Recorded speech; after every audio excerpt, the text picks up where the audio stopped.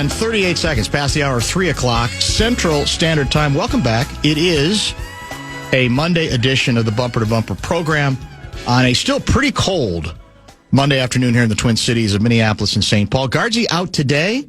Blakemore reminds me he's out tomorrow, and I think he's also out Wednesday. I think he's on a road trip again with Golden Gopher women's basketball team.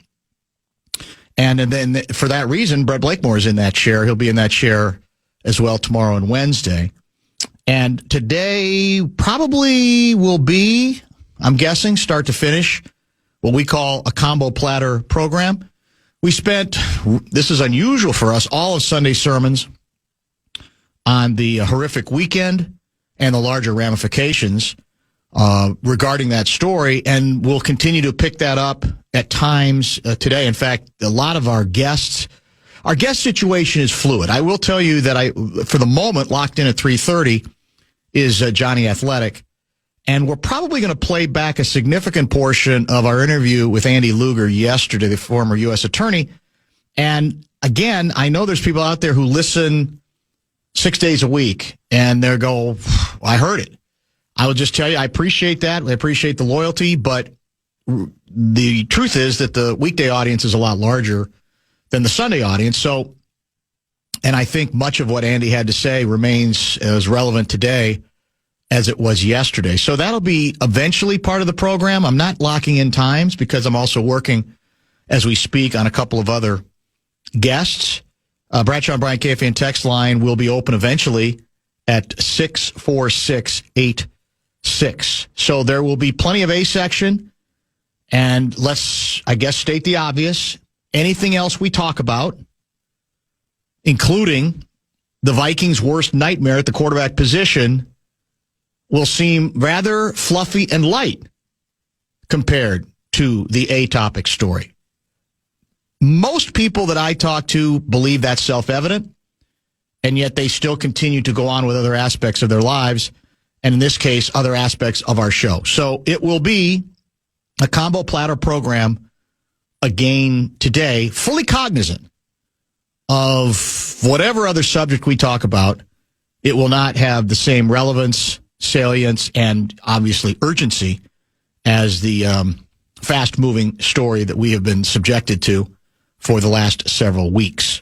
I mentioned the Vikings quarterback nightmare. Most of you are aware of what I'm talking about, and it's, I think, the one for Vikings fans watching this season, watching how their team didn't even come close to making the postseason, despite the fact that allegedly we're only a half game out in the end.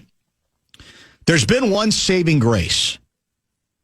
Even as they see the quarterbacks here struggle, and the quarterback that Seattle signed from us, Sam Darnold, flourish. It was, okay, yeah, it's been a cute season for him. He's had some numbers comparable to what he did a year ago. But come on, man. The reason we turned on him was the last game of the regular season and the first and only game of our postseason, where we got edged by the Rams, I think 27-9. Let's just see how Sam holds up once we get to the postseason. That's the nightmare for Minnesota Vikings fans, because even you could argue that even after last week's playoff round, you could sort of lie to yourself and say, well, he was okay, but their defense carried them, and the Seahawks didn't really ask him to do all that much offensively, right? Well, I don't know if you can delude yourself after his performance yesterday. Blakemore, will you look it up for me? I think he threw for well over 300 yards. He threw 3 touchdowns, and he did not throw a single interception. He went toe-to-toe with perhaps the MVP in the league, Matthew Stafford, and didn't blink even once. They almost had identical stat lines. Darnold, 25 for 36, 346 yards, 3 touchdowns, no picks.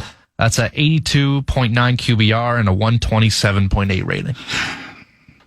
How do you hide from that? I don't think you can hide from that. Now, I get it. The comeback can be, well, it's easy to say this now. Nobody was saying this when the word on the street was that the Vikings were not going to re-sign Sam Darnold. And there's some truth to that. But I'll say what I've said all season.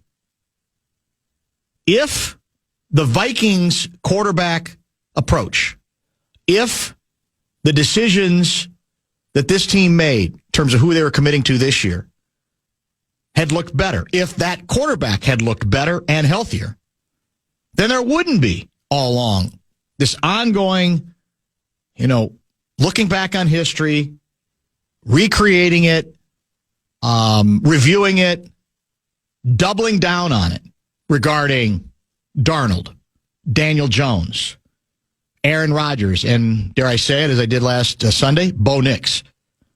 None of that would be front and center because you'd say, well, that's great. Those guys are doing fine, but our guy is on the way. The problem is our guy has not yet shown he is on the way. Doesn't mean he can't be, but he isn't. And in the meantime, to add to the pain, one of the guys you rejected, even if you had good reason to, took the next step in a very, very big way. And they'll be, I assume they're favored over the New England Patriots. Will you double check the current spread? I'm going to predict Seattle is favored by 3.5. I'm going to double check, but I believe it's Seattle 4.5. 4.5. Okay, even more. There you have it. So they will be, that doesn't mean you're going to win, but they will indeed be favored. So let me add to your misery in that regard if you are a Vikings fan. Let's broaden out the discussion. In a sense, it's calamitous. Even though to the two quarterbacks involved, there was nothing calamitous about what this day represents. But Dan Minnesota reminds us that on this date in Minnesota sports history, two other former Vikings quarterbacks squared off in Super Bowl X. What's XXXVIL? No, VII. That would be 37? Yeah, Super Bowl 37. I used to know my Roman numerals. I don't know them as much as I now do. That would be, of course, Brad Johnson and Rich Gannon. So you feel like it kind of goes on and on. There's the historical side of the nightmare. Oh, by the way, for the record, Dan Minnesota also reminds us that former Vikings defensive line coach Buddy Ryan and his famed 46 defense won the Super Bowl in 1986. I was there with Jay Barreiro at the Superdome, New Orleans, Louisiana, as the Bears edged the New England Patriots 46-10. Minnesota reminds us that Ryan was passed over for Vikings defensive coordinator and left. Again, all related to the larger issue. If the quarterback you were using was doing better or progressing better, all this would be relatively irrelevant. If the Vikings had ever gotten to a Super Bowl and won it, perish the thought, there'd be less baggage associated with the Gannon-Brad Johnson matchup and collision, or even that, we passed on Buddy Ryan once upon a time. I've told the story before.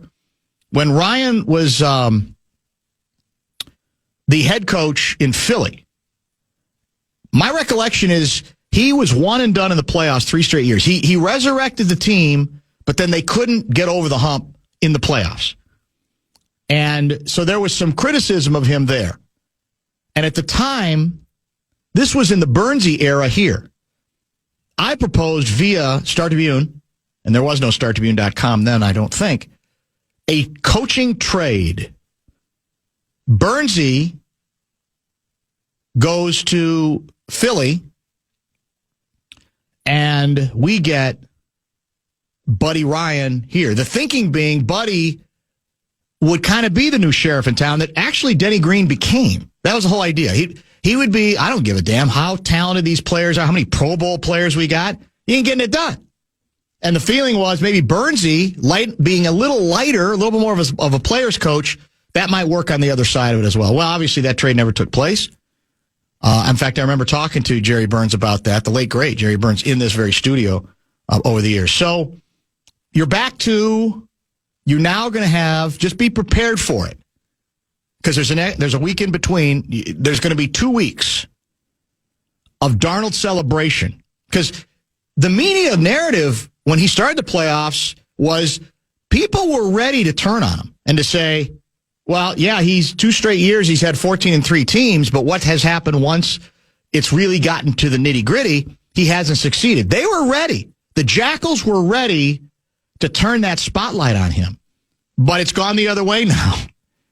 And I guess barring throwing 5 interceptions in the Super Bowl, I don't think that can be used any longer. So what you're going to get is 2 weeks of celebration of the Darnold story, that he hung in despite the criticism. Even last year, after his great regular season, got another job, worked on his game, and is better than ever. He's getting his head coach. That was his big theme after the game. Basically, they doubted him. We didn't need him. So, again, don't text me with, well, nobody wanted him back then. That's not the point of the story. The point of the story is, if whatever reason, even if you have good ones, you turn on a guy who had a 14-3 record and who apparently was, if he had enough pieces around him, good enough to take his team to the Super Bowl, you lose. You have failed in whatever your endeavor or your idea or your mission was. Even if you had good reason to do what you did, it accentuates the failure. And that's the sad reality facing Vikings fans. So your choices are, I guess, just literally ignore all coverage, or just be prepared that you're going to get an awful lot of that. And Seattle, as I said, is in a great position to win the whole thing. Game 2, a shootout. Game 1, a defensive struggle in what developed into a snow globe kind of a game, with one of the quarterbacks obviously being a backup who hadn't played in 2 years. Bradshaw and Bryant KFAN text line is open at 64686. That's the number, correct? Are we doing bonus bucks today? We are. Let's do it. Yeah, the fan wants to give you a shot to win those bonus bucks to the National Cash Contest. Keyword for this hour is money. Keyword is money. You go to KFAN.com, enter the keyword money. Fan. If you want to chime in what's happening with your favorite KFAN shows, you can. You can make your voice heard on the Bradshaw and Bryant KFAN text line. Just let us know what you have to say by texting your message to 64686. It's 64686. Standard text message and data rate supply.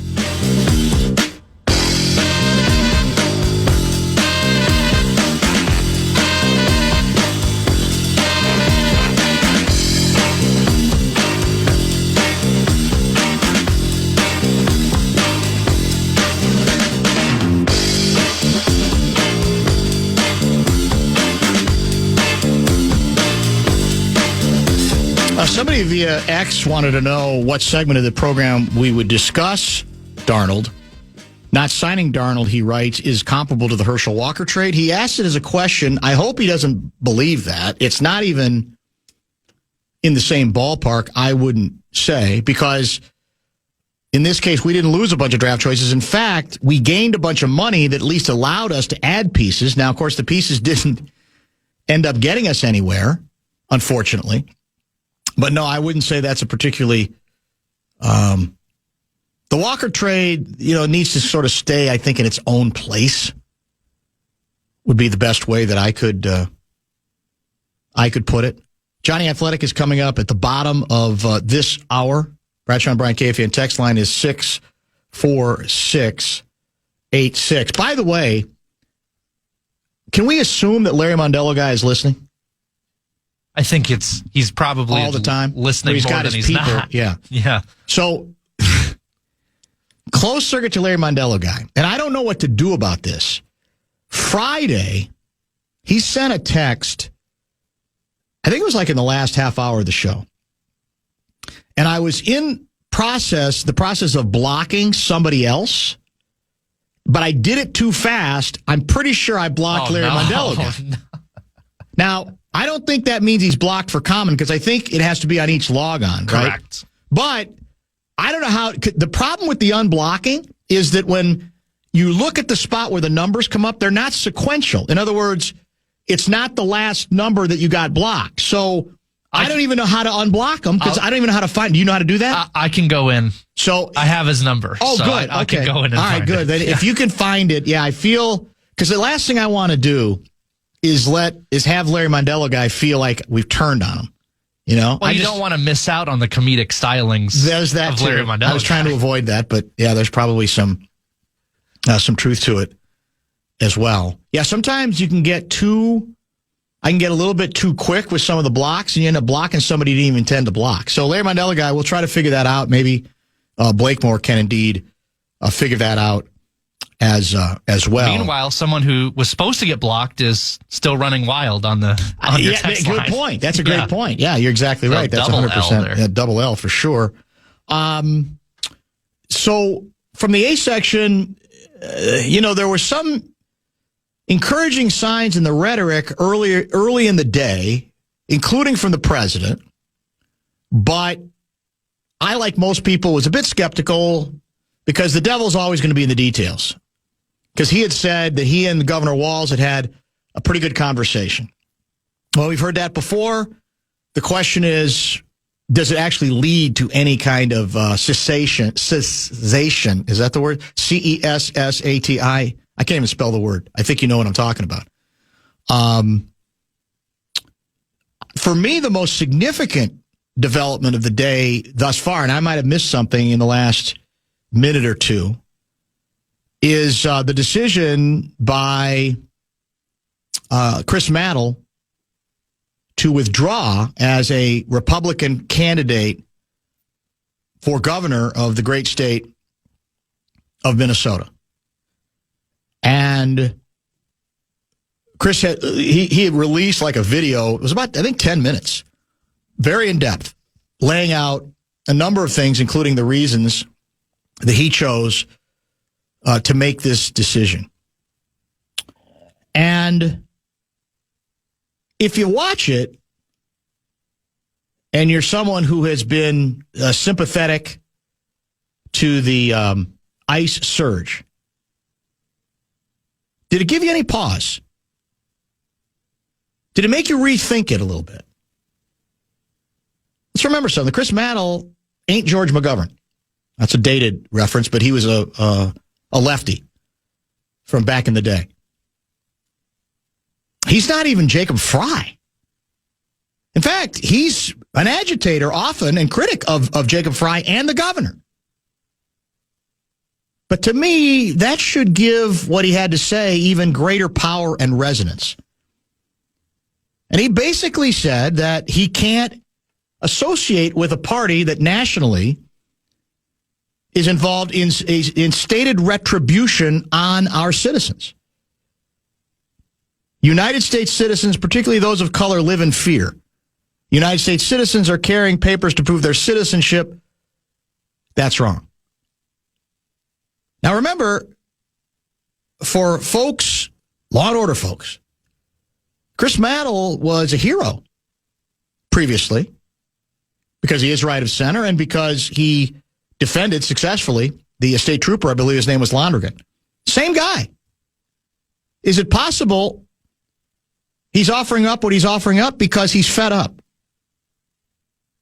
How many examples of people in positions of authority who have contacts, whether, by the way, it's previously from people in law enforcement, now him, as someone who is not an enemy of law enforcement by any stretch of the imagination, saying, all my information, the people I talk to, confirm these less than targeted operations. Does it give you any pause if you're going, yeah, I got to get them all out of here? That an individual, like I said, who's not anti-law and order is saying this isn't law and order. This is lawlessness in the name of law and order. This is over-the-top enforcement that had nothing to do with a targeted approach. I hope it resonates with people. Is his name big enough? I think in the Twin Cities it's pretty big. He was starting to make a name for himself, throughout the state as well. But My hope, and that's why I think it's the most significant story of the day. Now, I get it. Everybody's kind of, they're dug in, whatever their positions are on this thing. And I don't even know his position, quite frankly, on what the shooting that took place, the fatal shooting that took place Saturday. But I think he is smart enough to know that there is no investigation as long as the feds are the only ones doing it, that it's a sham. The president might have softened his words a bit, but several other people, the entire weekend, softened nothing. They lied. They made stuff up about what the victim in this case was doing. We could see on tape what he was and wasn't doing. And as a result, no one can have any faith that there would be any sort of meaningful investigation. Now I think the BCA is back in it. Now what they've actually had access to, I don't know. But to me, this is the most significant development of the day. Because if you are a hardcore righty who says, get him out of here, I should do it exactly what I'm supposed to do, what do you say to him? Did they get to him, you think? Do you think they bought off Chris Mantle? He's a pretty straight shooter. And he reached a point where he couldn't countenance this whole thing any longer. He couldn't mess with it any longer. Couldn't be, as he said, associating with it any longer. And so we'll continue on that vein a little later in the show. As I said, we're going to play back our interview at some point with Andy Luger from yesterday. A lot of guests we're going to be working on this entire week. And so it'll continue to be kind of a mix and match operation the rest of today, and I'm guessing the rest of the week as well. We will talk largely toy department stuff with Jonny Athletic, although you could argue there was some, carry over at Target Center yesterday. The Wolves are back in action again against Golden State. The game that was played yesterday had been originally scheduled, of course, for Saturday afternoon. That was moved to Sunday afternoon, and the Wolves were not competitive. They are playing the rematch this evening against those same Golden State Warriors. Bradshaw and Bryant KFAN text line is open at 64686. We'll check in with Jonny. He's next. It's time for Jonny Athletic. Jonny Athletic.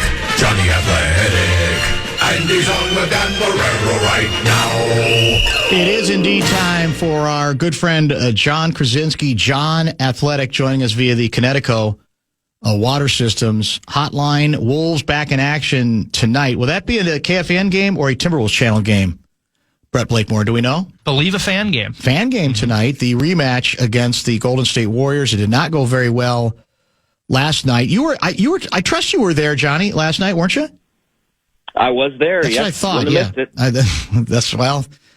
The people who didn't go didn't miss much, I guess. So here's the sticky wicket for me, because after the game, it sounded like Steve Kerr was pretty direct in suggesting that the atmosphere was weird there, and that maybe it was all related to the tragic weekend.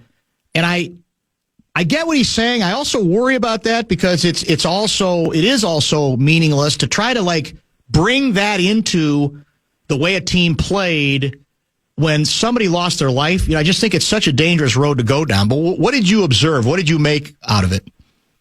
Yeah, Dan, I'll just say it, I've covered 1,000 games, yes, literally. And I've been at, that arena over and over and over again. And I do think that the atmosphere this weekend, the protests on Friday, the death on Saturday, all of the, postponing the game a day, all of it did contribute to a different feel in there, both for the team and for the fans, than I've felt before in there. I mean, there's no question right now, Dan, that over the last 5 games, the Timberwolves are playing very poorly. Right. You cannot attribute all of this losing streak and all of the laziness on defense and the lack of shot making and the bench scoring and everything. You can't contribute that directly to what is happening. But I did think that yesterday's performance in particular, it looked like no one was there. You had Anthony Edwards with 8 turnovers. You had Jaden McDaniels going 1 for 8 with 4 turnovers. By the way, his wife is an immigrant. Like, you have Naz Reid going scoreless for the first time since 2022. The Wolves did not score 100 points, Dan, for the first time in 104 games. That was like one of the longest streaks of scoring 100 points in forever, and they got 85. So there was so much that was uncharacteristically bad about a team that is scuffling that I just do think that some of the weight of what everything was going on was weighing on them. For sure. You mentioned it's now a 5-game losing streak. The rematch against Golden State is tonight. I think the last time we talked, there's a greater sentiment all the time that it's likely that Conley is going to do something. The question is going to be what, how significant a move, how seismic a move is even realistic or possible. We're not that far off now, right, from the trade deadline. It's early Feb, so we're kind of getting there. So let me ask it this way. Before I get to names, it's interesting because sometimes I hear from the players after, and they make it sound like they think offense has become an issue. With Rudy, it's almost always he emphasizes defense. He thinks that's where this team is failing right now. The bench numbers, especially as you said, when Naz is not a factor, speak for themselves. So is there a common denominator to what you have seen through this 5-game losing streak that you believe a single item that might be most likely to get the attention of Tim Conley? Yeah, I think, Dan, that there's 2 things that really do rise above the rest when you look at the struggles that the team is facing right now. And one is that the defensive intensity and consistency has not been there in the same way that it was when they were 17-6 in that stretch after Thanksgiving, which was the best record in the league over that sample size. So the defense has slipped dramatically for sure. Also, the bench scoring has just absolutely fallen off a cliff. Mike Conley, Bones Highland, Jalen Clark, none of these guys are giving them any kind of production from a point perspective off the bench every single night. And so I believe that the easier thing to address will be the bench scoring. I think that there are guys that are available out there that for prices that Tim Connolly can afford to bring someone in to help that out, whether it is Kobe White, Ayo Dosunmu, Trey Jones. There's just a lot of guys that are gettable to address it. I think that if I were him, Dan, I would say I would try to address that, and then just believe that maybe some new energy, maybe a little rest at the All-Star break and everything else will help this team find another gear defensively that has been missing for a little while. And so I think it's easier to just expect them to play better defensively, whereas I think some of the limitations on the bench scoring are more endemic to who they are, and require more of a change. Who intrigues you, Jonny Athletic, the most? I do like, I was starting to, kind of go cold on Kobe White. But that's when I thought that it would take Dante DiVincenzo to get him.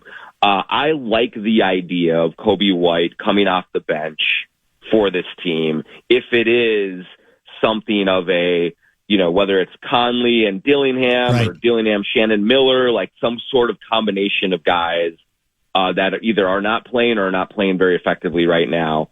I think that he handles the ball well enough. I think that he's just a reliable scorer. Like, he's not going to be, great every single night, but when he comes in, he can knock down shots and he can get to the rim and manufacture offense. And so I don't even know necessarily that you would see Kobe White in the game at the end of games a ton, because I do just like the way that the starting lineup generally plays together outside of these last 4 or 5 games. But I think that White, just as at what he represents, I think fills a lot of what the Timberwolves need right now. Now, by definition, if you acquire him are you obligated? Are you saying you're going to keep him and that you're willing to pay him? So, I mean, I think that there's a couple ways you can look at this, Dan. I mean, you probably would like to keep him because it's not just about signing him. It's about being able to have that salary slot available going forward. And so you sign him to a new deal. Even if you don't plan on having him for the next 4 years, you at least have that piece to move around. If you lose him, they're not going to have a $20 million hole to spend because they're still over the luxury tax as it is. And so it's complicated that way. But so you could say, yeah, we really want to try to get a deal done. But I also don't think that it's essential that you do keep him. If he is just a rental and then he goes and gets a huge deal somewhere else that you can't afford, but as long as he gives you 3 months of really good play and helps you in the playoffs and bolsters a team that feels like it can be a contender when they have everything going in the right direction, I think it would be worth it. Can you get him as cheaply as you're suggesting? No, probably not. Probably not, Dan. Yeah, that's the question. The one thing that may contribute to depressing his market value a little bit is he has gone through some injuries lately. Yeah, that's true. And there still is some question about, well, is he a point guard? Is he a shooting guard? Where does he exactly fit? Is he a starter on a really good team? And so maybe that would tamp things down a little bit, but more than likely there are more teams this offseason with spending power than there were last offseason. And so there is a higher risk that he would be able to blow up the market and leave and that you wouldn't get him on some really favorable deal. I don't think it's impossible, but I think it's probably unlikely. Is it your sense that it's likely that if something is going to happen, it will probably go right to the deadline, or do you think there's reason to believe that could happen tomorrow? I mean, it could happen tomorrow, Dan. It could happen 3 days from now. But from in talking to people around the league, not just with the Wolves, but, scouts and executives around the league about the market, one thing that is really holding things up right now is Giannis. And so things are so bad in Milwaukee that sort of everyone in the league is waiting to see if he hits the ejection button. And if he does, every team in the league, including the Timberwolves, is going to try to be in on it. And no team wants to spend any capital right now on a role player, kind of a decent piece, if it could compromise them getting into the Giannis sweepstakes. Last year at this time, Dan, there was already, I think, like 25 trades done or close to it. I didn't realize that. This year there's been one. Yeah. There's been one. So the whole market is just stuck right now, and I think everyone's waiting for Giannis, which means that it likely will go much closer to the deadline before something really materializes. Is everybody healthy for tonight, as far as we know? Yeah, yep. Everyone's healthy for tonight except for Shannon. Right. And he's been out for a long time, but I think everyone's going to play. And I think, Dan, that Steph Curry is going to play. He hasn't been playing back-to-backs a lot, but there's a lot of optimism that he is going to play as well. So we'll see how that works out. Well, because he didn't have to play that many minutes yesterday, didn't he? Didn't he get to sit for most of the fourth? I think it was like 27 or 28. Yeah. Honestly, Dan, I don't think he was moving that well. He did not look comfortable out there. He still scored 26 points. He's still an unbelievable player, but he just didn't look like the Steph that we're used to seeing. And so I don't know how they'll play that, but they clearly were trying to win that one yesterday because they played Al Horford and DeAnthony Melton. Neither one will play tonight. And so we'll see how that all goes. But yeah, I mean, any Steph is dangerous, but, I'm not sure what we're going to get tonight on him. Well, and he, again, I noticed on his way out, I thought he left early for the locker room, and on the way out, he did a bunch of autographs. I mean, you're around a lot of players in this league. Yeah. There isn't another guy on the road who concentrates so consistently on, okay, I got a role to fulfill and I'm going to do it. Right? It amazes me. It's super admirable to watch him do it, Dan, because he also is one of those guys who not just signing autographs, not just kind of mingling with fans, not just showing up night after night as he really wants to do for fans, but he is also kind of scheduled his pregame warm-ups after fans are let into the building There are some superstars that will do their warm-ups before fans get in, so they just don't deal with all the hoopla. Steph is out there when everyone is there, so they all get to watch him shoot. Yeah. They all get to watch him go through it. And he just really understands that he is a statesman for the league. And he's just one of one in terms of ambassador, and the way that he goes about his business. I can't speak highly enough about him. Let's also talk with Jonny Athletic, of course, joining us. We're going to replay significant portions of our interview with Andy Luger from yesterday, a little later in the show, working on a couple of other things as well. I'm curious to get your view, if you have any, and if you don't, that's okay too. It's legal. But Anthony Edwards, after the game, there was a quote that's getting some attention online, having to do with what the trauma of the last several days. You could say it goes longer than that, actually. But after the most recent killing, man, I just love Minnesota, all the love and support they show me, so I'm behind them. I'm behind whatever they with. I don't really have social media, so I'm not in tune with everything. I've heard about the stuff going on. Me and my family are definitely praying for everyone. Now that it's the business that we live, the world we live in now, which is I'm gonna evaluate what he said, if it was specific enough, regardless of what the question was, if it was what I want to hear Anthony Edwards say, because I believe this is what he needs to say.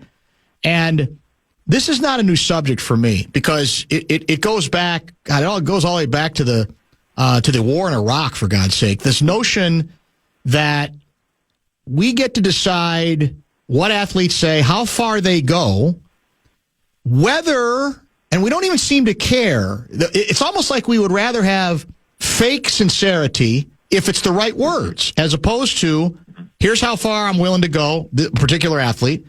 Maybe I don't know as much as I should. Maybe I don't pay as much attention as I should. But that's the new, the new, what's the word, debate that's broken out online is, nice of Anthony Edwards to care. That's the sentiment from some people. And I, for the life of me, don't understand it. What do you make of it?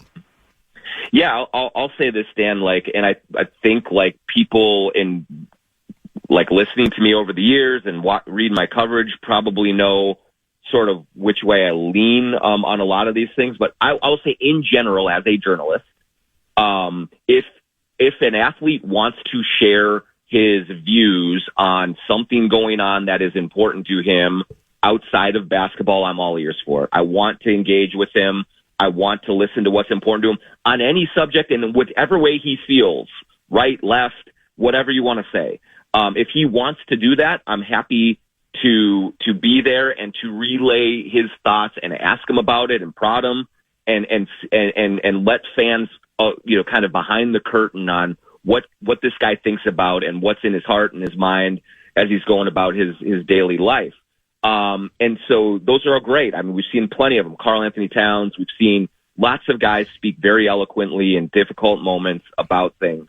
And I understand fans who are in the middle of this really harrowing time that we are in right now, living in this city. This is my city. I'm from here. And wanting the athletes that they cheer for to be invested in it with them. I get that. I understand it.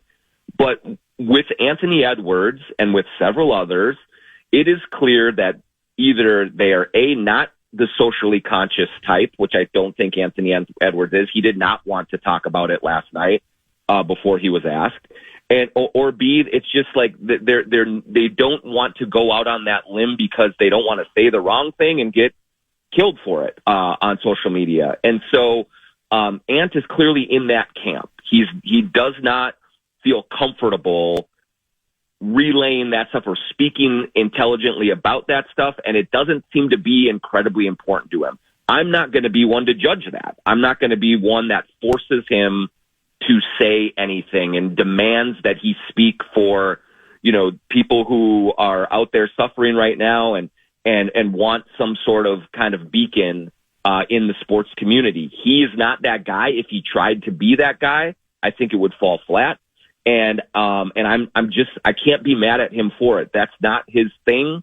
It's a very difficult thing to do, and it's a very tough line to walk sometimes. And if you're going to do it, your heart better be all the way in it. And his isn't. And so I'm not going to judge that one way or the other. I couldn't agree with you more. And what strikes me too about it is for the people who have evaluated him and are disappointed by him, the truth is that they need to be more honest with themselves. They're not asking him to speak. They're asking him to say exactly what they think he should say. Yeah. And that's what I object to as well, because there are a million ways he could go and a million directions that one could go, but that's basically what you're telling him. I'm disappointed that you don't feel about this or articulate this exactly the same way I articulate this to my friends. And there's not a lot of freedom associated with that. And look, I go all the way back to going way back to the Robert Smith days. I, like you, love it when athletes want to talk about this stuff, because there is all sorts of cross-pollination in places where politics and sports do end up mingling, whether we want to admit it or not. And so I'll listen to it all day. And I have talked about a lot of stuff, political stuff, race-related things with Robert Smith. But I don't get the idea, because the way the system is set up, as you know, part of that hesitation is, well, if I say the wrong thing, I'm done. Or I'm going to be digging out of that hole for a week and a half.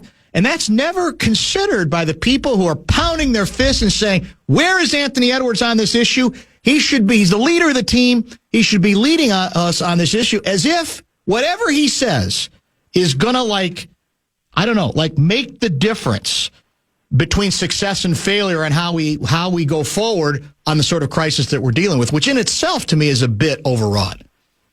Yeah, absolutely. I understand that the masses right now who feel like we are being invaded, yes, that we are being kind of like put to the test every single day, and it literally is that we've seen life and death in some circumstances.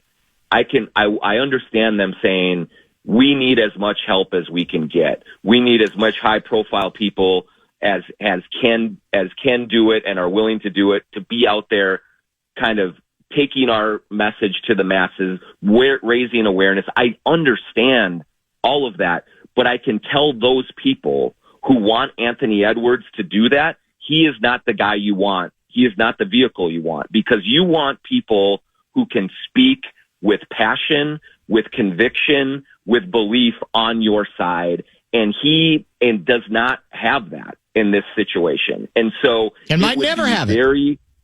He may never have it. Or maybe he develops 30 years old, yes, maybe he does. Exactly. But right now, at this season of his life, he's not there. He is not going to be the one to bring that fight for you. And so you just have to find it elsewhere. Let me give you an example. Let me give you an example. What you know him much better than I do. Karl Anthony Towns tweet: "What is happening in the Twin Cities and the great North Star State is heartbreaking to witness. These events have cost lives and shaken families, and we must call for accountability, transparency, and protections for all people.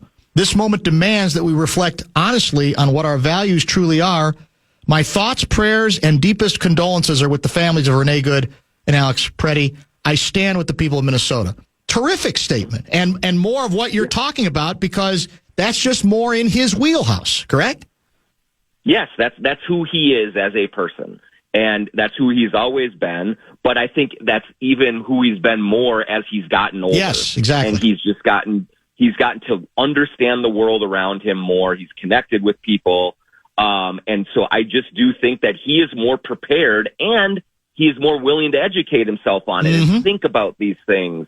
And really dive into it. Yeah. That is not what Ant wants to do right now. And so asking him to do it is just going to be, you're going to end up being disappointed. Now, you can be disappointed as well. You can say that. Of course. And you can say, man, Ant, you make $300 million. You've been here for 6 years.